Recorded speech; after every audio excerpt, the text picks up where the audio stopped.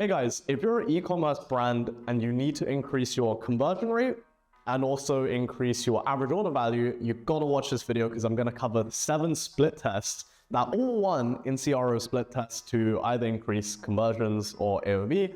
So let's dive into it. So I'm going to hop into a screen share, give you live demos of what it looks like on websites that are using these right now, and also how to implement a few of them for your own brand for like $12 a month. Let's do it. Before we dive in though, these are not like discovered by me because honestly, I run an email marketing agency. We're really good at it. I've been doing it for 4 years. So if you're a 7, 8-figure, 9-figure brand, book in a call with me. The first hack has to do with increasing your conversion rate. And it's basically adding your returns policy, any money back guarantees on your checkout and cart page.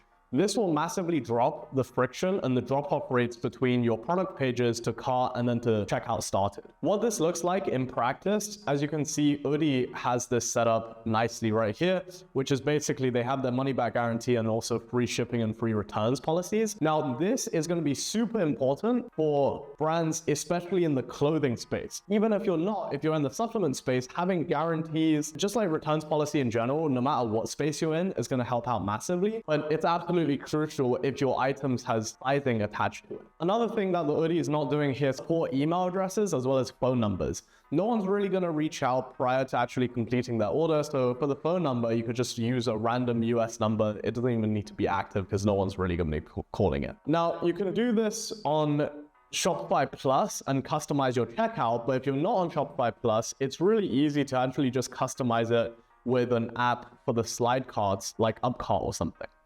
You can add a bit of text at the bottom here, which can be added by going to additional notes below cart items.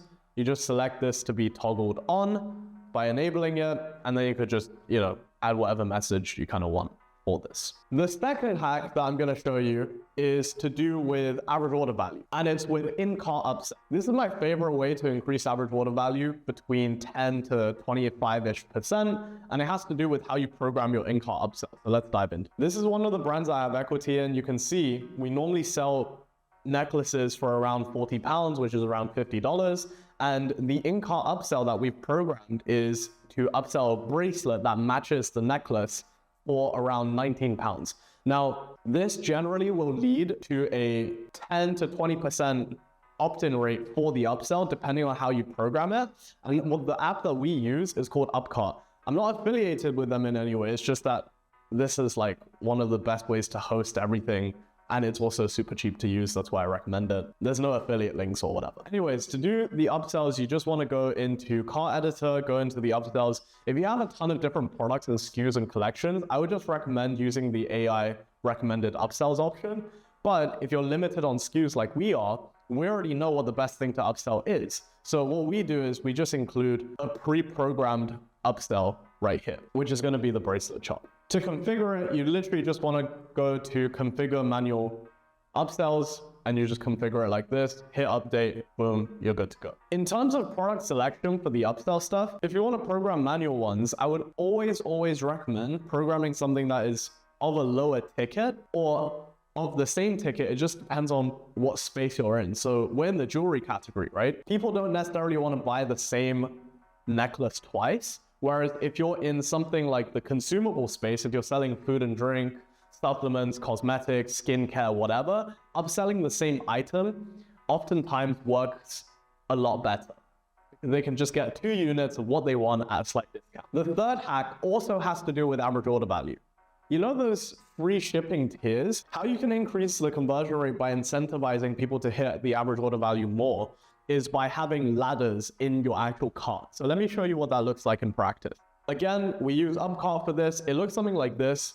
For this store specifically, we don't have the different discount tiers. However, I can show you a live demo of this on another brand like Super Zero. So they don't use the Upcart app. This is like a custom programmed one where you can see, congrats, you reached the free shipping tier right here. Now, how do we actually implement this? You go into Upcart, you go to rewards, and you can just add different reward tiers.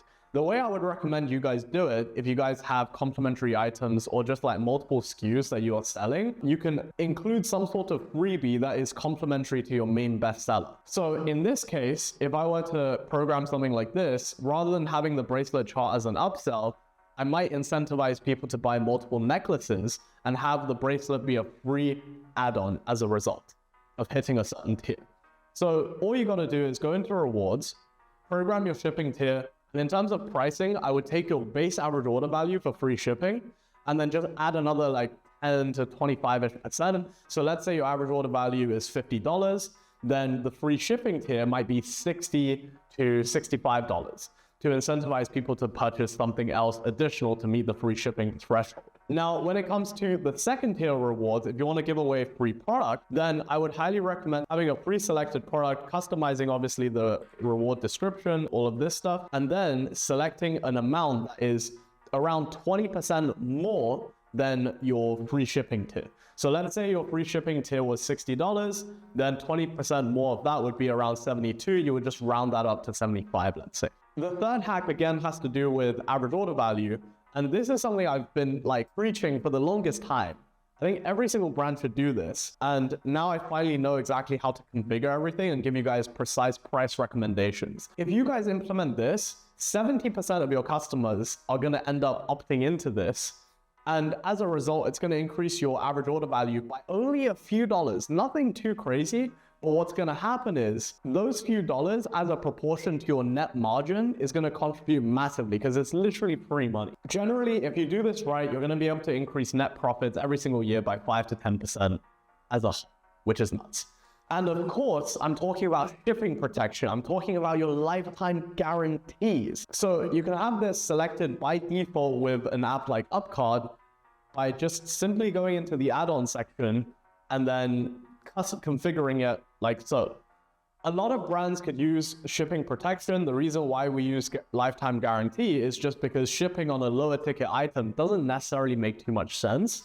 So rather than charging people for insured shipping, which we would get a lower opt-in rate on, instead we moved everything from, instead of having a 1-year guarantee on the jewelry, we now get people to upgrade to a lifetime guarantee for only $3.99. Right? So in terms of pricing, how you want to configure this is you want to have this be anywhere from 3 to 5% of your average order value, or just price it between $2.99 and $4.99. Because if your average order value is going to be super low, let's say $20, right? Having shipping protection for $3, which is technically 15% of your average order value, people just don't do the math, right? So doing it like that way will work a lot. And if you're in the tech space, providing lifetime guarantee, you can actually charge a much higher ticket price for. So let's say you're selling something for $250, upgrading from, let's say, a 5-year warranty to lifetime, you could just slap on an additional $20 or $25, $30. A lot of people will still opt into that. But just bear in mind, if your guarantee, shipping insurance, whatever, is more than, let's say, $10, I don't recommend you have it auto-selected, but are actually going to drop out at the checkout stage if you try to tack on too much costs to that order. So in this case, we have it at $3.99. Offer is auto-selected by default, and we are good to go. The fourth hack is about shipping tiers, right? So shipping is one of those things that comes up as an objection a lot. So just by including some shipping varieties, it sometimes increases conversion rates. But in this case, we're trying to make some money on the shipping stage with the customer. So let me dive into how this actually looks in practice. To configure this, what you want to do is you want to go into your shipping things within your Shopify store, and then just create custom shipping rates. Now, you probably already know what your shipping rates are for, let's say, the big 5. So you want to create a new profile for each of the main countries that you sell to. And let's say it costs you $10 additional to ship to this country. Unless you're absorbing worldwide shipping fees in-house, you want to maybe just charge, let's say, 20, 30% above what you're paying for the shipping label to just squeeze some extra net profit even at the shipping stage. So let's say the shipping label is $10, you might charge 12 to 13 for the actual shipping to their country. This is a super easy way to add a few dollars per order when it comes to profit, and you can also create express shipping options and also mark those up by 20 to 30%. The sixth hack has to do with increasing your conversion rate on collection pages. This was something that I never actually thought of, but when Daniel highlighted this, it made so much sense, because the previous tips I've given to clients before, so I really want to give credit where credit is due on this one. And that has to do with sorting algorithms that you use on your collection pages. So let me show you what that means. So for most brands that sell multiple SKUs, you'll probably have something like this, which is like a collections page with all of your products, right? Now, most brands don't pay too much attention to how this is actually sorted, but just by having a sorting algorithm, you can drastically increase your click-through rates to your product page. And if you can increase that, you can inevitably increase the conversion rates of the site store-wide, right? So by default, Shopify will have a few ways to filter, either by featured, best-selling, alphabetical, or prices. Now, what you want to do to determine what the best one is, you want to go and watch your Hotjar recordings of website visitors and how people interact by this. Are people sorting price low to high most of the time, or are they sorting best selling, or do they prefer the featured list? By just having the most common one pre-selected, you're going to be able to increase your click-through rates to product pages by so much more. And if you want to use an AI sorting algorithm, you can check out apps like Harmonix, which has a collection sorting feature. And the final thing also has to do with increasing your conversion rate, and that's just having your different collections on the navigation bar. So let's dive into what this looks like in practice. Super easy, just like with this shampoo brand, they have all of their collections on top bar, so it's very easy for people to actually navigate.